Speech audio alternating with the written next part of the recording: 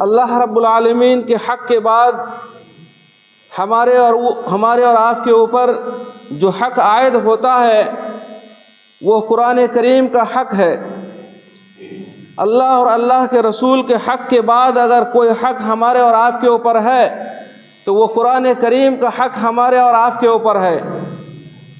قرآن کریم کا حق جو ہمارے اوپر سب سے پہلا حق ہے وہ یہ ہے کہ ہمیں اور آپ کو بکثرت اس کی تلاوت کرنا ہے، قرآن کریم کو بکثرت سننا ہے۔ اسی لیے اللہ رب العالمین نے قرآن کریم کے اندر ارشاد فرمایا فَإِذَا قُرِئَ الْقُرْآنُ فَاسْتَمِعُوا، جب قرآن کریم کی تلاوت کی جائے تو بغور اس کو سنو۔ قرآن کریم کا یہ حق ہے ہمارے اور آپ کے اوپر کہ ہم اس کو سب سے زیادہ سنیں۔ آج ہم اور آپ ہمارے معاشرے کے اندر اس بات کی کوئی گنجائش نہیں کہ ہم قرآن کہاں سنیں، ہم قرآن کیسے سنیں۔ ہمارے پاس وہ وسیلے نہیں، ہمارے پاس وہ ذرائع نہیں۔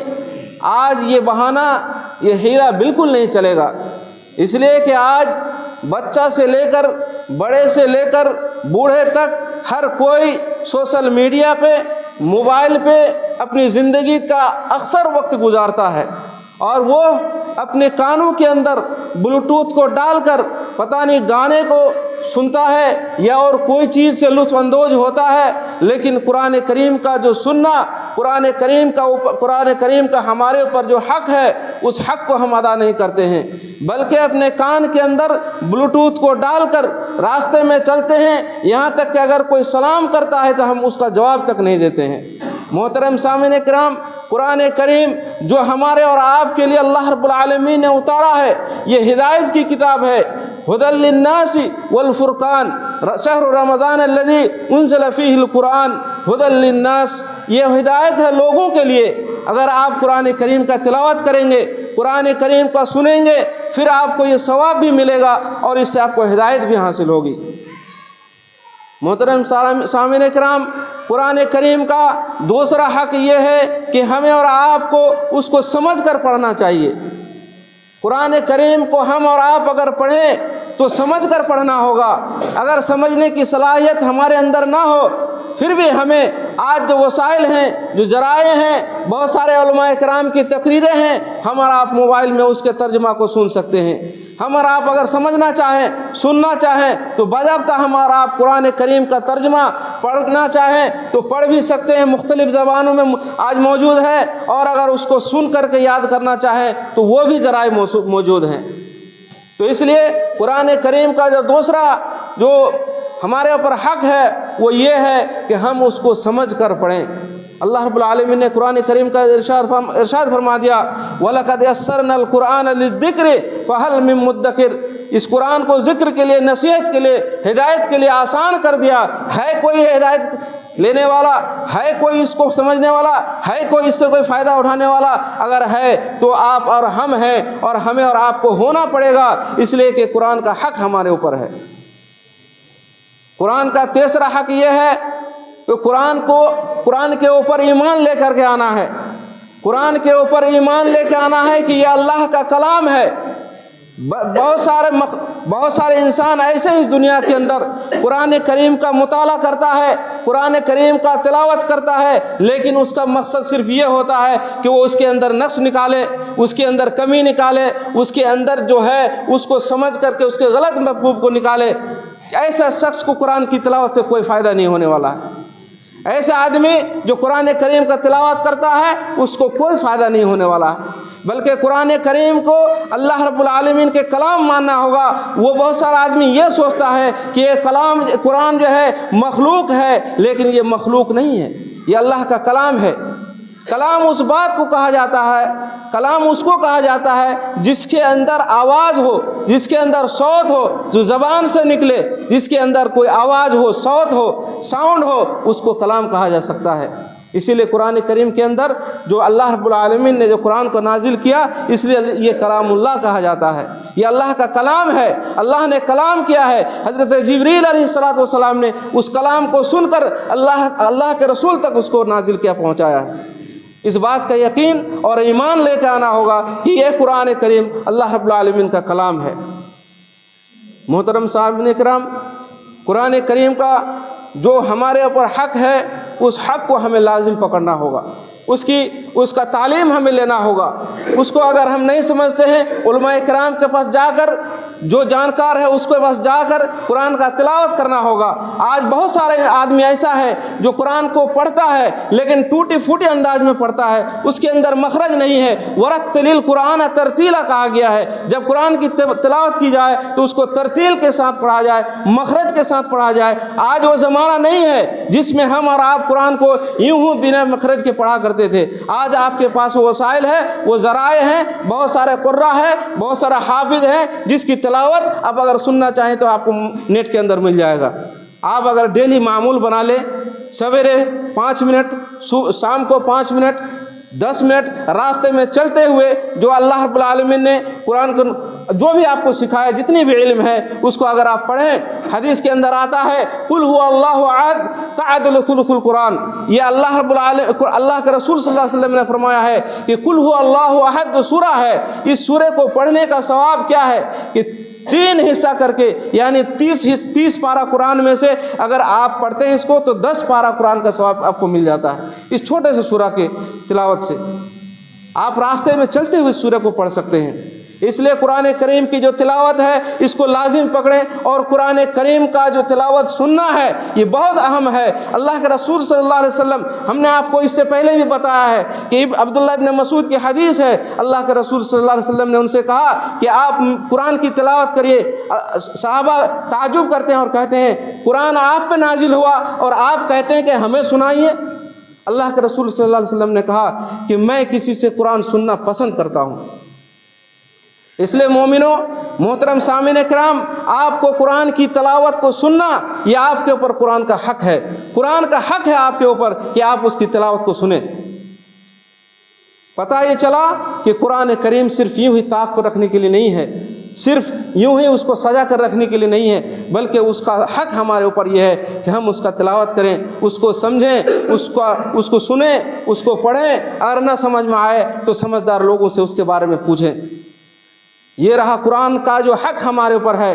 آئیے دوسرا حق یہ دیکھتے ہیں، یہ جو عموم الناس میں لوگوں کے اندر یہ رائج ہے کہ حق تلفی کی جب بات ہوتی ہے تو یہ ہوتی ہے کہ ایک انسان ایک دوسرے انسان کے اوپر ظلم کرتا ہے، ایک دوسرے کے اوپر ظلم کرتا ہے۔ جو طاقتور ہے وہ غریب پہ، مسکین پہ، کمزور پہ ظلم کرتا ہے، یا اس کا حق مارتا ہے، یا وہ جو اس سے پاتا ہے اس کو نہیں دیتا ہے، وہ اپنے طاقت کے بدولت یا اپنے چرب زبانی کی بدولت کسی غریب کا، کسی محتاج کے اوپر جو ظلم ہوتا ہے، اس کو ہم اور آپ سمجھتے ہیں کہ یہ حق تلفی ہے، اور یہ حق تلفی ہے، حقیقی معنی میں یہ حق تلفی ہے۔ اللہ رب العالمین نے قرآن کریم کے اندر ہمیں اور آپ کو جو فرمایا ہے، بتایا ہے، اور حدیثوں کے اندر جو ذکر ہے کہ قیامت کا قائم ہونا لازمی ہے، قیامت اللہ کے سامنے میں ہمیں اور آپ کو جمع ہونا ضروری ہے، اور اس جمع ہونے کے وقت جب ہمیں اور آپ کو اللہ رب العالمین قیامت کے دن جمع کرے گا تو حدیث کے اندر آتا ہے کہ لَتُؤَدُّنَّ الْحُقُوقَ إِلَىٰ أَهْلِهَا، لَتُؤَدُّنَّ الْحُقُوقَ إِلَىٰ أَهْلِهَا يَوْمَ الْقِيَامَةِ، قیامت کے دن ہر کوئی اس کا حق، جو دوسرے کا حق مارا ہوگا اس کو اس کا حق دینا پڑے گا۔ یہ بات واجب ہے، یہ بات حق ہے کہ قیامت کے دن اگر کوئی کسی کے اوپر ظلم کیا ہوا رہے گا، کسی کا حق دبایا ہوا رہے گا، کسی کا مال غصب کیا ہوا رہے گا، یا میراث کے اندر جو ہم اور آپ جو تقسیم کرتے ہیں اپنے والدین کے انتقال کے بعد، جو ہم اور آپ جو جائیداد کو تقسیم کرتے ہیں، اس میں اگر کسی کا حق تلفی کرتا ہے، یا کسی بہن کا ہو یا کسی بھائی کا ہو، اگر بڑے لوگ یا بڑے بھائی کے بیچ میں، بہن و بھائی کے بیچ میں اگر کوئی حق تلفی کرتا ہے تو وہ بھی قیامت کے دن اس سے پوچھا جائے گا اور اس کا حق اس کو دیا جائے گا۔ حدیث کے اندر آتا ہے کہ ایک سینگ والا بکری اگر اس دنیا میں کسی بغیر سینگ والا بکری کو مارا ہوگا تو قیامت کے دن اس بکری سے، اس سینگ والے بکری سے اس کا بدلہ لیا جائے گا۔ پتہ یہ چلا کہ حقوق اللہ رب العالمین کا جو حق ہے اس کا مالک اللہ رب العالمین تو ضرور ہے، لیکن حقوق العباد جو بندے کا حق ہے، اس کا حق جب تک وہ بندہ معاف نہیں کرے گا تب تک اس کا معاف ہونے والا نہیں ہے۔ اس لیے اللہ کے رسول صلی اللہ علیہ وسلم خود اپنے انتقال سے پہلے منبر رسول پہ کھڑا ہو کر کے صحابہ کرام سے کہتے ہیں کہ کوئی ایسا ہے جس کو میرے پہ کوئی تکلیف ہے، میں کسی کو گالی دیا ہوں یا کسی کو ستایا ہوں، کسی کے اوپر ظلم کیا ہوں یا کسی کو مارا ہوں، تو وہ آج مجھ سے وہ بدلہ لے لے۔ کیونکہ اللہ رب العالمین کے ہاں ہمارے پاس اس دنیا کی جو لوٹی ہوئی سامان یا اس دنیا کے جو چھینا ہوا سامان وہاں پہ ہم اور آپ نہیں دے سکتے ہیں۔ ایک صحابی کہتے ہیں کہ میں آپ کے اوپر ناراض ہوں، میں آپ سے کچھ پاتا ہوں، آپ نے مجھے مارا ہے۔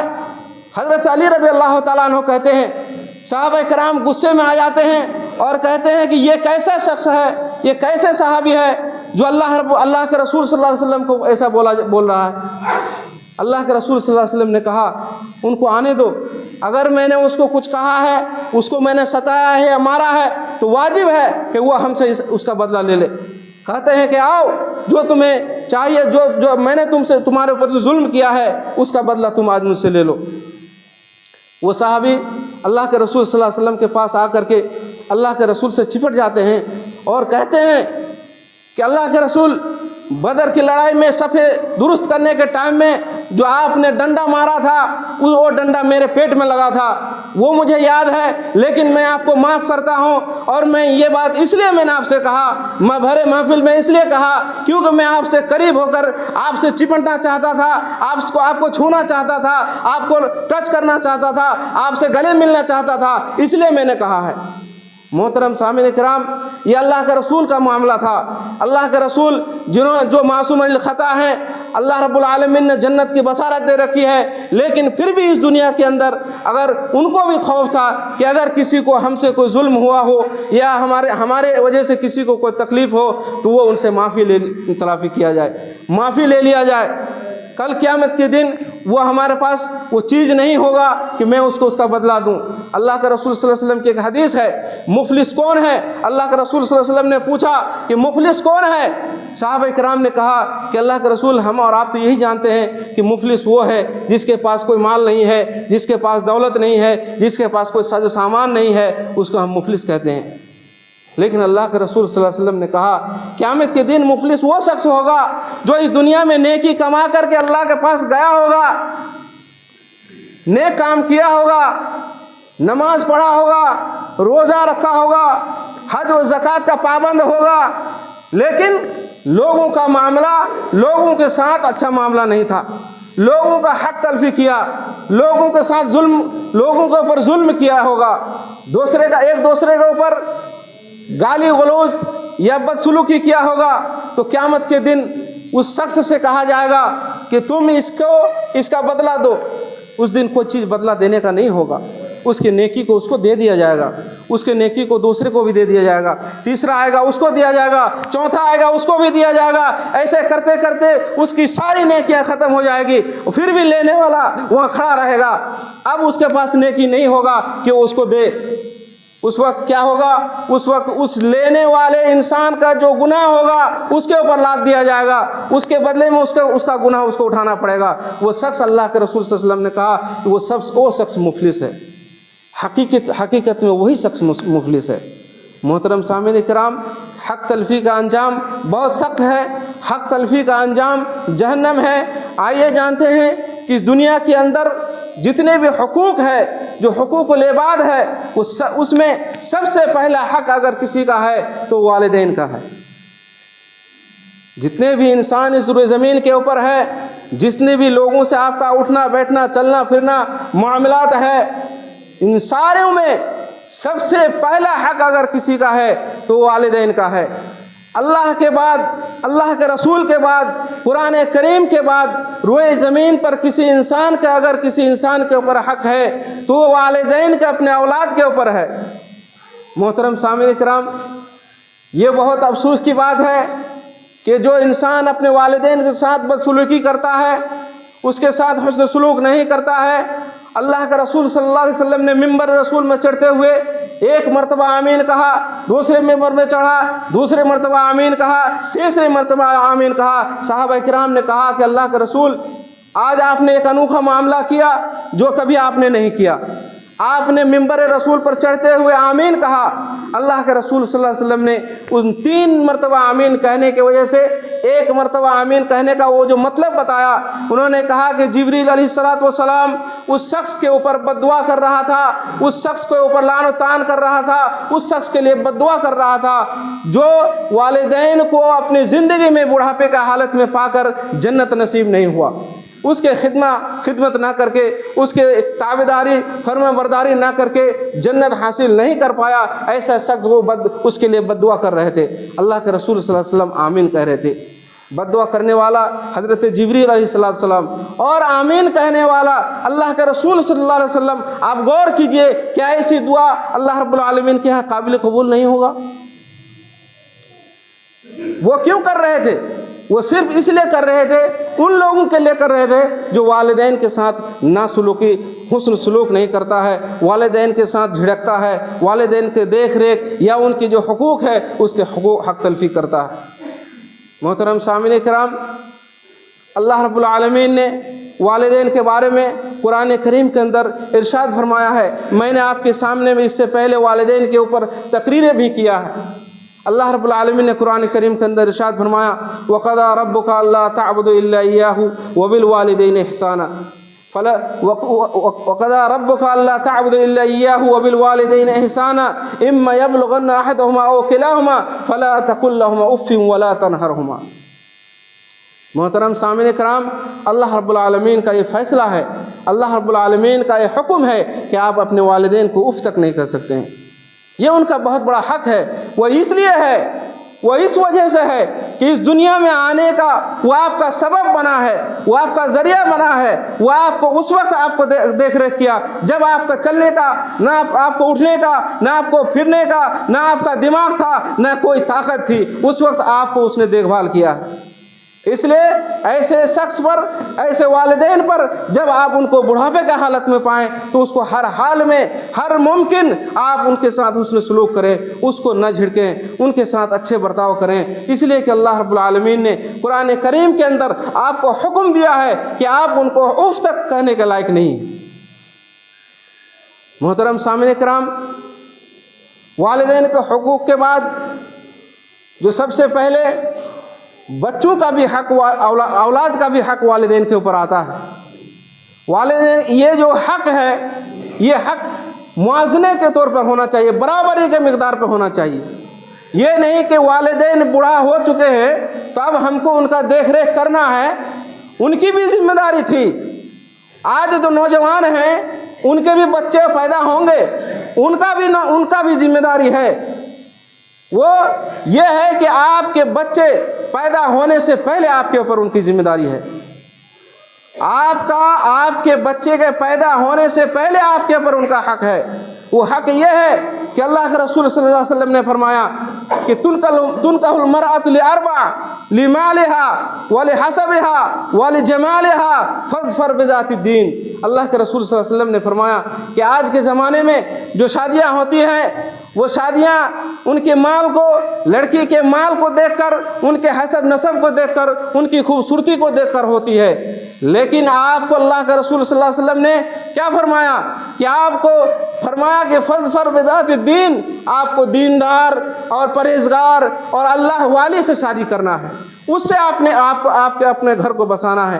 یہ بات یقینی ہے، یہ بات حقیقی ہے کہ آپ کی بیوی اگر صالحہ ہوگی، دیندار ہوگی، تو اس کے بطن سے، اس کے پیٹ سے پیدا ہونے والا بچہ انشاءاللہ صالح پیدا ہوگا، اور وہ آپ کے لیے، آپ کے آنے والی نسل کے لیے برکت بنے گا، اور آپ کے لیے آپ کے بڑھاپے کا سہارا بنے گا۔